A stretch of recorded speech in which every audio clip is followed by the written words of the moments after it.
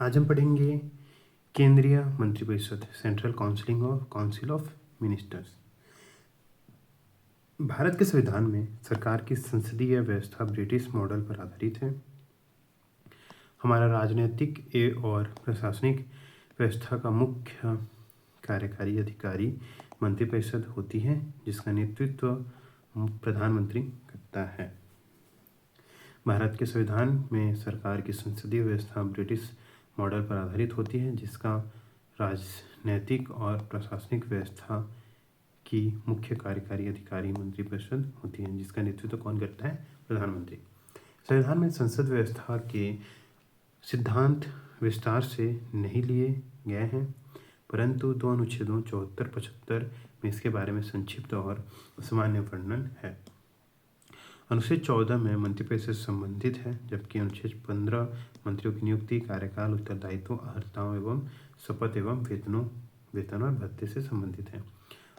संवैधानिक प्रावधान। अनुच्छेद 74 राष्ट्रपति को सहायता एवं परामर्श और सलाह देने के लिए मंत्रिपरिषद। राष्ट्रपति की सहायता और सलाह देने हेतु एक मंत्रिपरिषद होगी, जिसका प्रधान प्रधानमंत्री होगा। राष्ट्रपति मंत्रिपरिषद के परामर्श के अनुसार ही कार्य करेगा, तथापि यदि राष्ट्रपति चाहे तो एक बार मंत्रिपरिषद से पुनर्विचार के लिए कह सकता है, लेकिन मंत्रिपरिषद द्वारा दोबारा भेजने पर राष्ट्रपति उसकी सलाह एवं अनुसार कार्य करेगा। मंत्रियों द्वारा राष्ट्रपति को दी गई सलाह की जांच किसी न्यायालय द्वारा नहीं की जा सकती। अनुच्छेद 75 मंत्रियों के बारे में अन्य उपबंध। प्रधानमंत्री की नियुक्ति राष्ट्रपति करेगा तथा अन्य मंत्रियों की नियुक्ति में राष्ट्रपति प्रधानमंत्री की सलाह पर करेगा। प्रधानमंत्री सहित मंत्रिपरिषद के सदस्यों की कुल संख्या लोकसभा के कुल संख्या के 15% से अधिक नहीं होगी।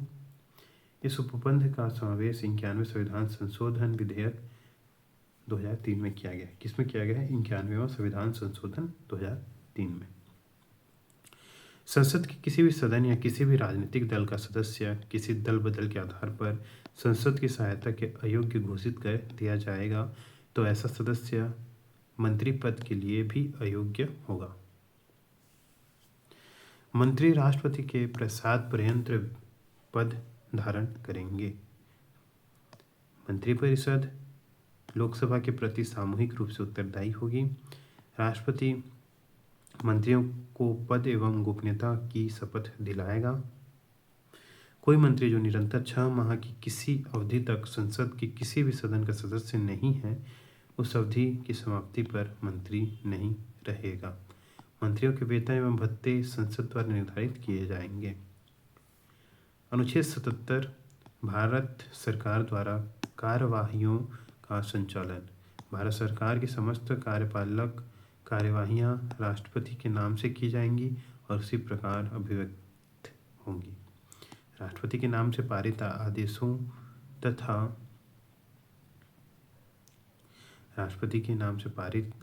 तथा अन्य दस्तावेजों को इस प्रकार अधिप्रमाणित किया जाएगा जैसा कि राष्ट्रपति द्वारा बनाए जाने वाले नियम में निर्दिष्ट हो।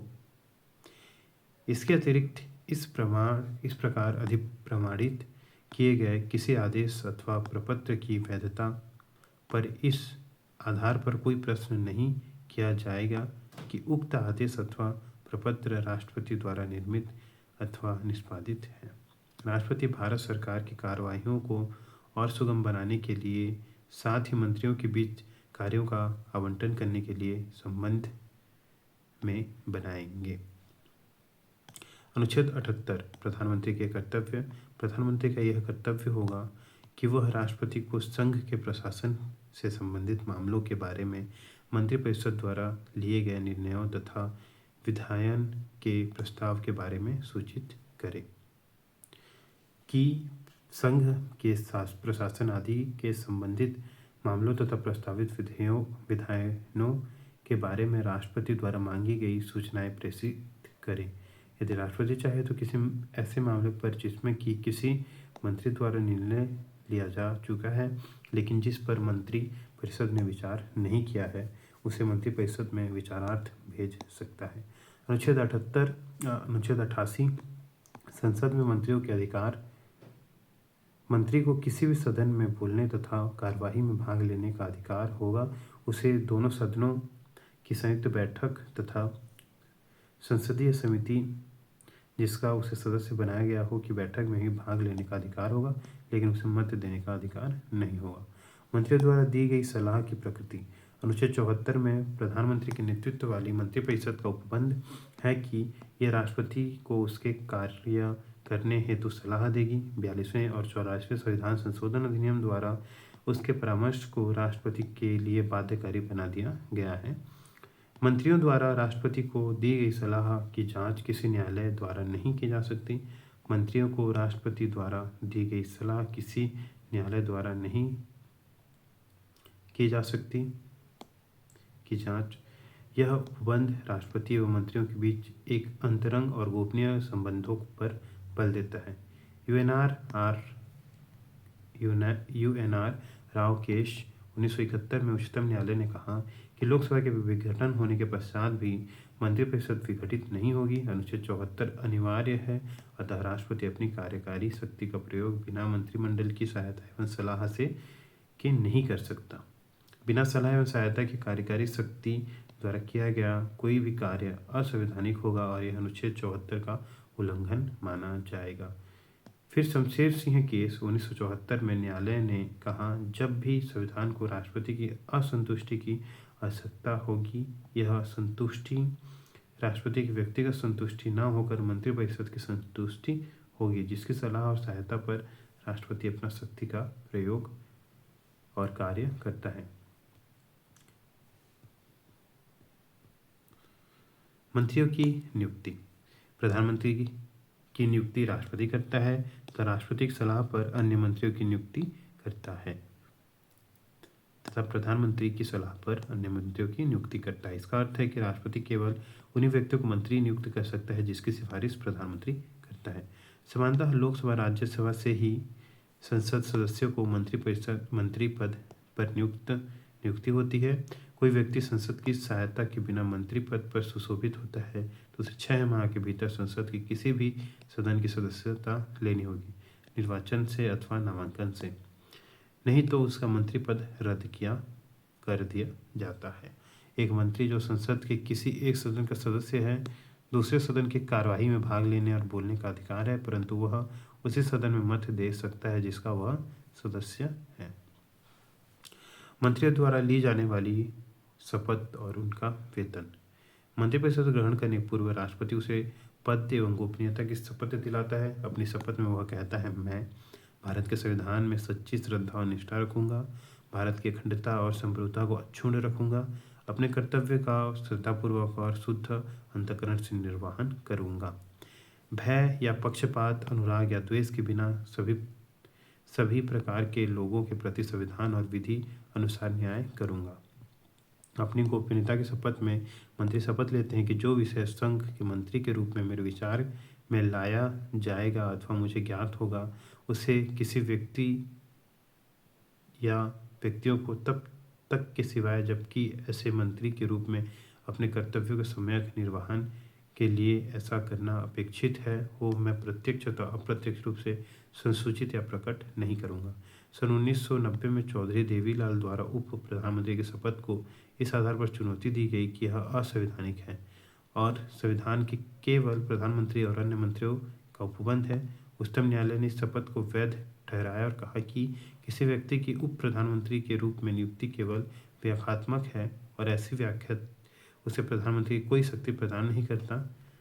इसमें कहा गया कि किसी मंत्री की उप प्रधानमंत्री अथवा अन्य किसी के मंत्री जैसे राज्य मंत्री अथवा उपमंत्री के रूप में व्याख्या जो कि संविधान में वर्णित नहीं है, उसके द्वारा ली गई शपथ को अवैध घोषित नहीं करती यदि उसके द्वारा ली गई शपथ का वास्तविक भाग सही है तो।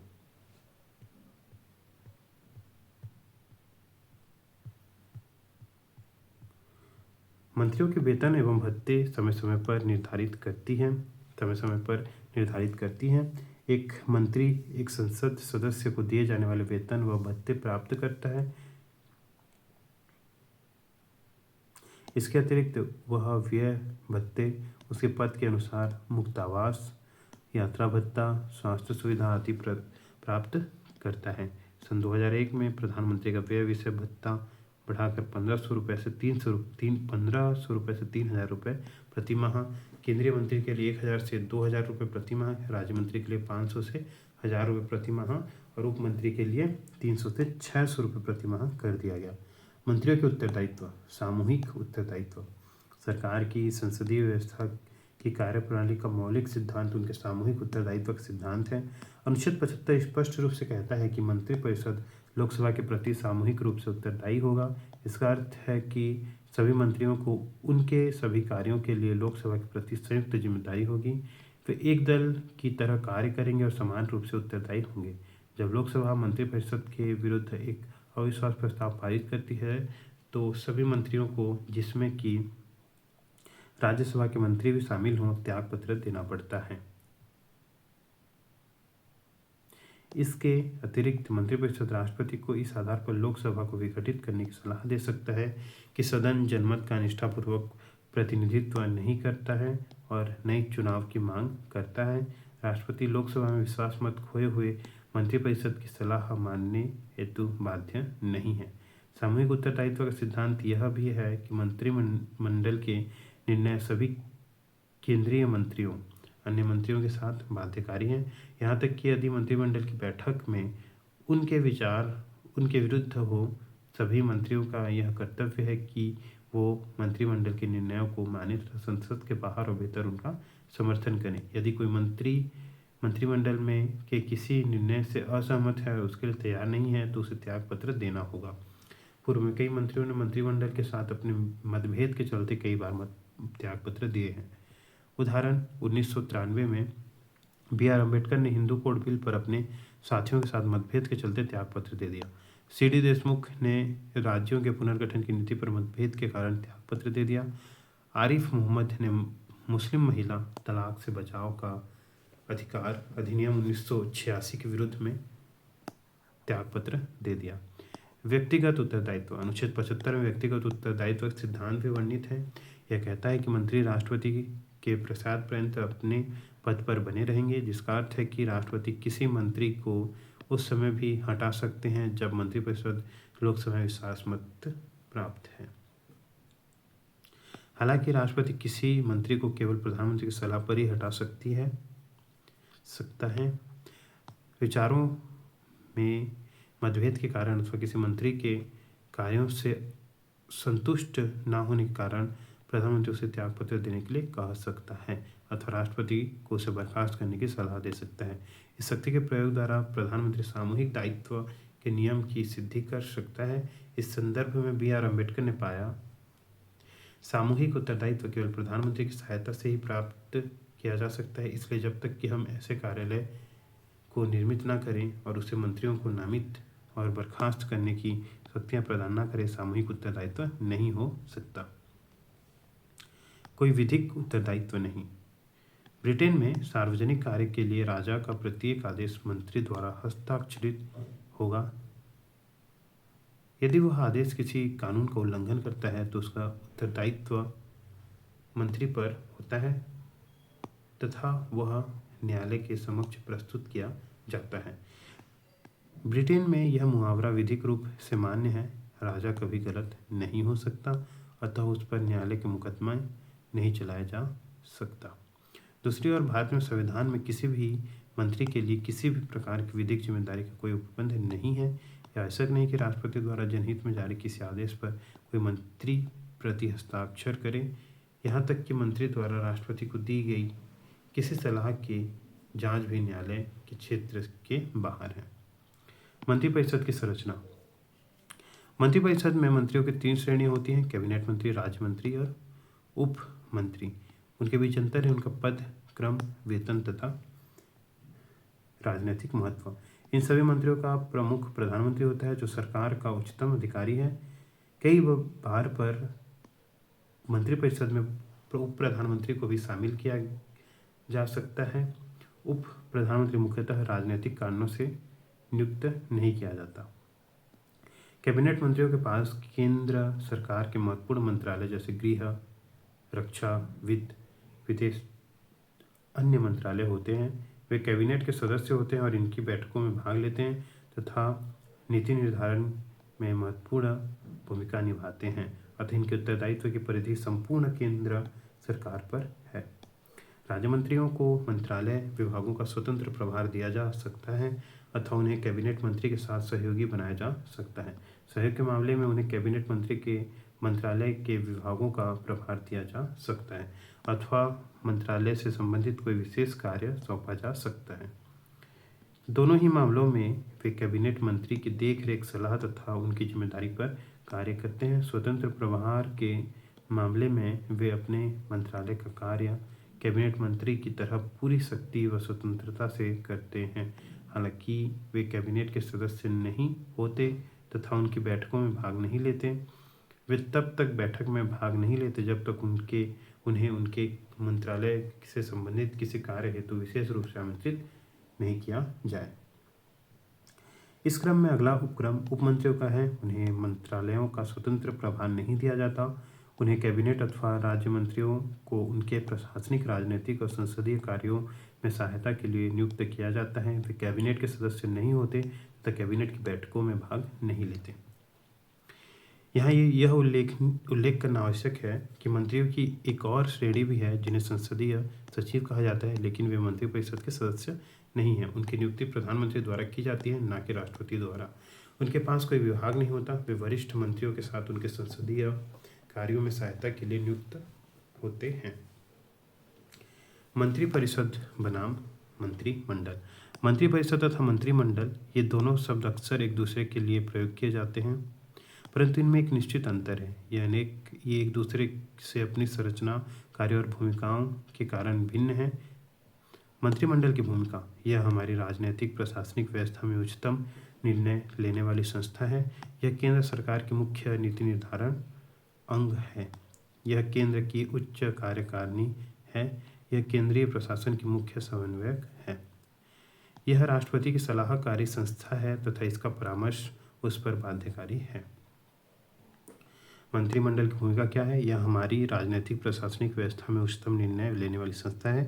यह केंद्र सरकार की मुख्य नीति निर्धारक अंग है। यह केंद्र सरकार के उच्च कार्यकारिणी है। यह केंद्रीय प्रशासन की मुख्य समन्वयक है। यह राष्ट्रपति की सलाहकारी संस्था है तथा इसका परामर्श उस पर बाध्यकारी है। मंत्रिपरिषद और मंत्रिमंडल में अंतर। मंत्रिपरिषद और मंत्रिमंडल। मंत्रिपरिषद एक बड़ा निकाय है, मंत्रिमंडल एक लघु निकाय है। मंत्रिपरिषद, इसमें मंत्रियों को 3 श्रेणी कैबिनेट मंत्री, राज्य मंत्री और उप मंत्री में बांटा जाता है। इसमें कैबिनेट मंत्री शामिल होते हैं। मंत्रिपरिषद का एक भाग है।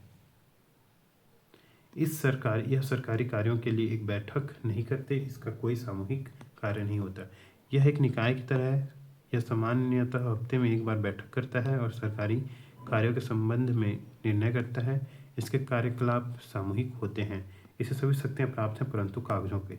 वास्तविक रूप से मंत्रिपरिषद की शक्तियों का प्रयोग करता है और उनके लिए कार्य करता है। इसके कार्यों का निर्धारण मंत्रिमंडल करता है। यह मंत्रिमंडल को राजनीतिक निर्णय लेकर निर्देश देता है तथा ये निर्देश सभी मंत्रियों पर बाध्यकारी होते हैं।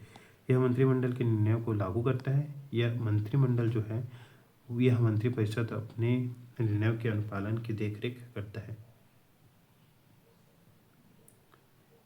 मंत्रिपरिषद और मंत्रिमंडल। मंत्रिपरिषद यह संवैधानिक निकाय है। इसका विस्तृत विवरण संविधान के अनुच्छेद 74-75 में किया गया है। इसका आकार और वर्गीकरण संविधान में वर्णित नहीं है। इसके आकार का निर्धारण प्रधानमंत्री समय और स्थिति को देखकर करता है, लेकिन जैसा कि 2003 में 91वें संविधान संशोधन अधिनियम द्वारा प्रदत्त किया गया है, इसके अधिकतम आकार लोकसभा की कुल संख्या के 15% से अधिक नहीं होनी चाहिए। यह ब्रिटेन में विकसित संसदीय व्यवस्था के आधार पर त्रिस्तरीय निकाय के रूप में वर्गीकृत है। हालांकि इसे विधायी मंजूरी प्राप्त है। मंत्रियों के वेतन एवं भत्ते अधिनियम 1952 में मंत्री को मंत्रिपरिषद का सदस्य बताया गया है, चाहे उसे जिस नाम से पुकारा जाए।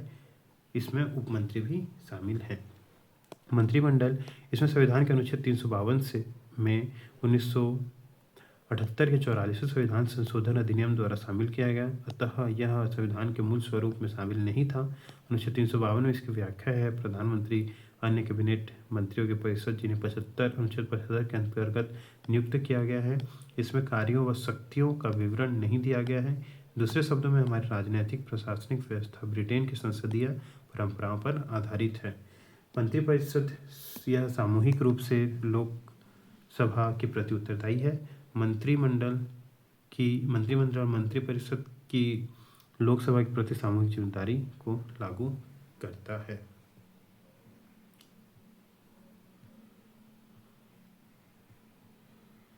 यह एक मुख्य आपदा प्रबंधक है और सभी कार्यपालीन स्थितियों से निपटती है। कौन? मंत्रिमंडल। यह सभी बड़े विधायी और वित्तीय मामलों से निपटती है। यह उच्चतम स्तर पर जैसे संवैधानिक अधिकारों और वरिष्ठ सचिवालयों प्रशासकों की नियुक्ति को नियंत्रित करती है। यह विदेश नीतियों और विदेश मामलों को देखती है। भूमिका का वर्णन। कई प्रसिद्ध राजनीतिक शास्त्रियों एवं संविधान विशेषज्ञों ने कैबिनेट की भूमिका की, विशेष रूप से ब्रिटिश कैबिनेट की भूमिका की व्याख्या की है, जो भारतीय परिप्रेक्ष्य में भी सही है। इसमें दो प्रमुख इस प्रकार हैं। रैमजे म्यूर इसे राज्य रूपी जहाज की रियर सीटिंग व्हील बताया है। लोवेल ने कैबिनेट राजनीतिक वास्तु का आधार है। सर जॉन मैरियट ने कैबिनेट वह धुरी है जिसके चारों ओर पूरी राजनीतिक मशीनरी घूमती है। ग्लैडस्टोन कैबिनेट सूर्य के समान है जिसके चारों ओर अन्य निकाय परिभ्रमण करते हैं। बारकर कैबिनेट नीतियों का चुंबक है। बेगेहार्ट कैबिनेट हाइफन है जो कार्यपालक एवं विधायी विभाग दोनों के साथ जुड़ी होती है। सर आइवर जेनिंग्स ने कैबिनेट ब्रिटिश संवैधानिक व्यवस्था का केंद्र बिंदु है। यह ब्रिटिश सरकार को एकता प्रदान करता है। एल.एस. एमरी कैबिनेट सरकार को निर्देशित करने वाला मुख्य उपकरण है। ब्रिटिश सरकार में कैबिनेट की भूमिका इतनी सशक्त प्रतीत होती है कि रैमजे म्यूर ने इसे कैबिनेट का तानाशाही कहते हैं। अपनी पुस्तक हाउ ब्रिटेन इज गवर्न में लिखते हैं कि यह एक ऐसा निकाय है जो अत्यधिक शक्तिशाली है तथा इसका वर्णन सर्वशक्तिमान निकाय के रूप में किया जाता है। जब भी यह बहुमत द्वारा इस स्थिति को प्राप्त करती है तो स्थिति प्रसार द्वारा प्राप्त अर्हक निरंकुशता जैसी होती है। यह निरंकुशता पिछले 2 पीढ़ियों की तुलना में अधिक महत्वपूर्ण है। यह विवरण भारतीय संदर्भ में भी काफ़ी हद तक सही है। आंतरिक किचन कैबिनेट। यह कैबिनेट एक छोटी संस्था है जिसे प्रधानमंत्री और कैबिनेट मंत्री शामिल होते हैं। यह औपचारिक रूप से निर्णय लेने वाली उच्चतम संस्था होती है। आंतरिक कैबिनेट या किचन कैबिनेट कहलाने वाला यह छोटा निकाय सत्ता का प्रमुख केंद्र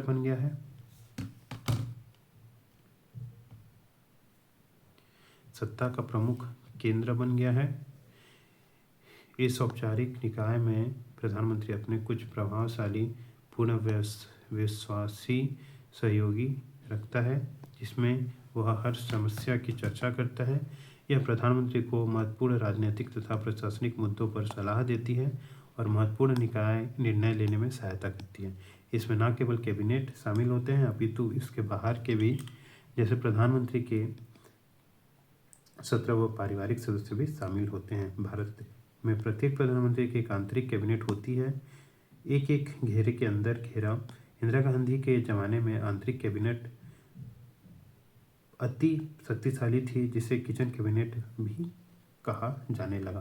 प्रधानमंत्री में आंतरिक कैबिनेट संविधानेतर का आश्रय निम्न कारणों से लिया है। यह एक छोटा अंग है और निर्णय लेने के मामले में कैबिनेट के विशाल आकार से अधिक प्रभावशाली है। इसकी बैठकें होती रहती हैं और यह सरकार के कार्यों को बड़ी कैबिनेट की अपेक्षा अधिक तत्परता से निपटाती है। यह प्रधानमंत्री को महत्वपूर्ण राजनीतिक मामलों के मुद्दों पर निर्णय लेने में गोपनीयता बरतने में सहायता करती है। हालांकि इसके कई दोष भी हैं, जैसे यह एक उच्चतम न्यायालय निर्णय लेने वाला अंग के रूप में कैबिनेट के महत्ता व अधिकारों को कम करती है। बाहरी व्यक्तियों का इसमें प्रवेश और सरकार के कार्यों में उनकी प्रभावशाली भूमिका कानूनी प्रक्रिया को उलझा देती है। आंतरिक या किचन कैबिनेट का सिद्धांत, जहां पहले से तय निर्णयों को कैबिनेट की औपचारिक मंजूरी के लिए प्रस्तुत किया जाता है, भारत में अनोखे नहीं हैं। अमेरिका और ब्रिटेन में यह प्रचलन में है तथा सरकार के निर्णयों को प्रभावित करने में काफ़ी शक्तिशाली है। अनुच्छेद 74 में है मंत्रिपरिषद द्वारा राष्ट्रपति को सहयोग एवं परामर्श देना। 75 में है मंत्रियों के संबंधित अन्य प्रावधान। 77 में है भारत सरकार द्वारा कार्यवाहियों का संचालन। 74 है मंत्रिपरिषदों द्वारा राष्ट्रपति को सहयोग परामर्श देना। 75 में मंत्रियों से संबंधित अन्य प्रावधान। 75 में है मंत्रियों से संबंधित अन्य प्रावधान। 77 में भारत सरकार द्वारा कार्यवाहियों का संचालन। 78 में राष्ट्रपति को सूचना प्रदान करने संबंधित प्रधानमंत्री के दायित्व। 88 में सदनों के आदरणीय मंत्रियों के अधिकार। 88 में है सदनों के आदरणीय मंत्रियों के अधिकार।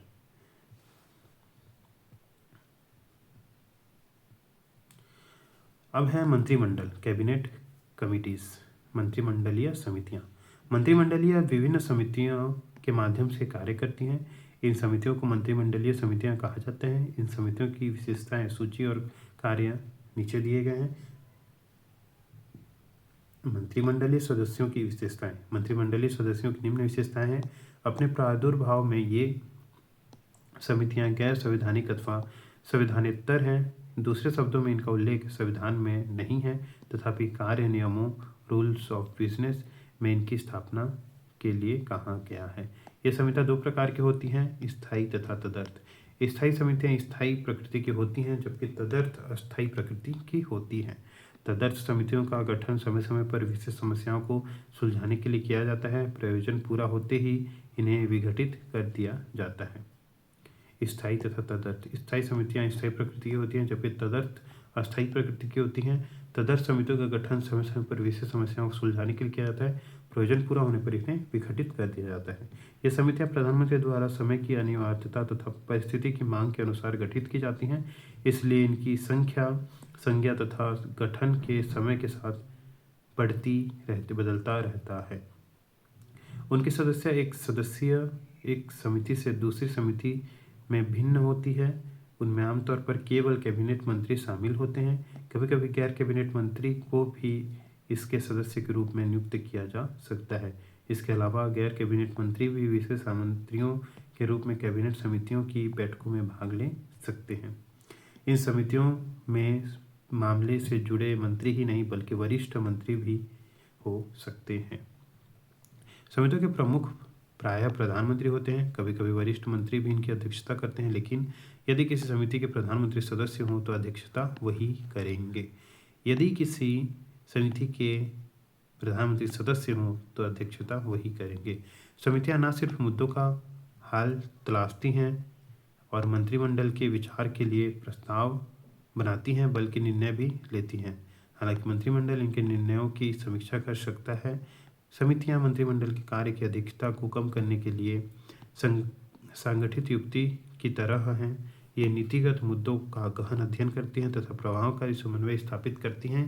ये श्रम और प्रतिनिधि मंडल के विभाजन के सिद्धांत पर आधारित है।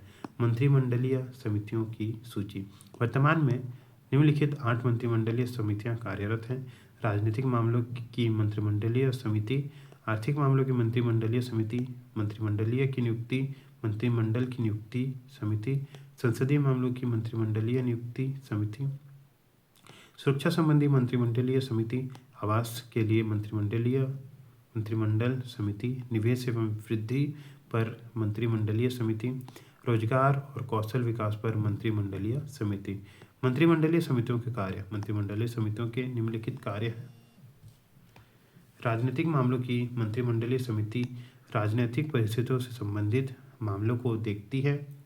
आर्थिक मामले की मंत्रिमंडलीय समिति आर्थिक क्षेत्र की सरकारी गतिविधियों को निर्देशित करती है तथा उनमें समन्वय भी स्थापित करती है। नियुक्ति मंत्रिमंडल समिति केंद्रीय सचिवालय, लोक उद्यमों, बैंकों तथा वित्तीय संस्थाओं में सभी उच्च पदों पर नियुक्ति के संबंध में निर्णय लेती है। संसदीय मामलों की मंत्रिमंडलीय समिति संसद के सरकार की भूमिका एवं कार्य देखती है। सुरक्षा संबंधी मंत्रिमंडलीय समिति रक्षा, कानून और व्यवस्था, आंतरिक सुरक्षा और परमाणु ऊर्जा से संबंधित सभी मुद्दों को देखती है। आवास संबंधी मंत्रिमंडलीय समिति संसद सदस्यों, केंद्र सरकार के कर्मचारियों, अन्य व्यक्तियों और विभिन्न संगठनों को सरकारी आवास के आवंटन संबंधी सभी मुद्दों से संबंधित है। निवेश और विकास संबंधी मंत्रिमंडलीय समिति पूंजी प्रवाह में तेजी लाने, निर्यात प्रोत्साहन, आयात प्रतिस्थापन और व्यापार करने के मुद्दों में सुधार लाने के उद्देश्य से सभी नीतिगत मुद्दों से संबंधित है। रोजगार और कौशल विकास संबंधी मंत्रिमंडलीय समिति कौशल विकास, कार्यबल की रोजगार क्षमता बढ़ाने और महिला कार्यबल की भागीदारी बढ़ाने के संदर्भ संबंधित सभी मुद्दों को देखती है। सभी मंत्रिमंडलीय समितियां सर्वशक्तिशाली समिति राजनीतिक मामलों की समिति मानी जाती है, जिसे सुपर कैबिनेट कहा जाता है। सुपर कैबिनेट भी कहा जाता है। मंत्रियों के समूह मंत्रिमंडलीय समितियों के अतिरिक्त विभिन्न मुद्दों विषयों को देखने के लिए कुछ मंत्री समूहों का भी गठन किया गया है। इनमें से कुछ मंत्री समूह को मंत्रिमंडल की ओर से निर्णय लेने के अधिकार प्राप्त हैं, जबकि शेष समूह अपनी अनुशंसाएं मंत्रिमंडल को भेजते हैं। मंत्री समूह नामक यह संस्था विभिन्न मंत्रालयों के बीच तालमेल बैठाने के लिए वहनीय तथा प्रभावकारी उपकरण के रूप में सामने आई है। ये वे तदर्थ निकाय हैं जो कुछ आवश्यक विषयों तथा नाजुक समस्याओं पर मंत्रिमंडल को अपनी अनुशंसाएं देने के लिए गठित किए जाते हैं। जिस मंत्रिमंडल के लिए मंत्री समूह का गठन होता है, उसका मंत्री समूह में शामिल रहता है, और जब सलाह देने का काम समाप्त हो जाता है तो मंत्री समूह भी भंग कर दिया जाता है। द्वितीय प्रशासनिक सुधार आयोग 2005 से 2009 में मंत्री समूहों के कामकाज पर निम्नलिखित टिप्पणी दी तथा अनुशंसाएं की। आयोग की राय में बड़ी संख्या में मंत्री समूह के गठन से अनेक मंत्री समूह अपने निर्धारित कार्य पूर्ण करने के लिए नियमित रूप से एकत्रित नहीं हो पाते, जिससे कई बड़े मामले में काफ़ी विलम्ब हो जाता है।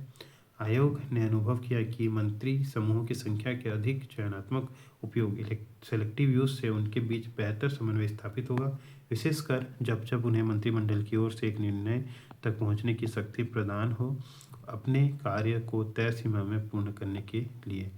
आयोग ने अनुशंसा की कि इस बारे में सुनिश्चित हो लेने की आवश्यकता है कि मंत्री समूह में विद्यमान समन्वय प्रणाली प्रभाव ढंग से कार्य करती है तथा उससे मुद्दों के शीघ्र समाधान में सहायता मिलती है। चयनात्मक लेकिन प्रभावकारी उपयोग तथा साथ ही स्पष्ट आदेश तथा निर्धारित समय की सीमा के रहते मंत्री समूहों का लाभ उठाया जा सकता है। ठीक है।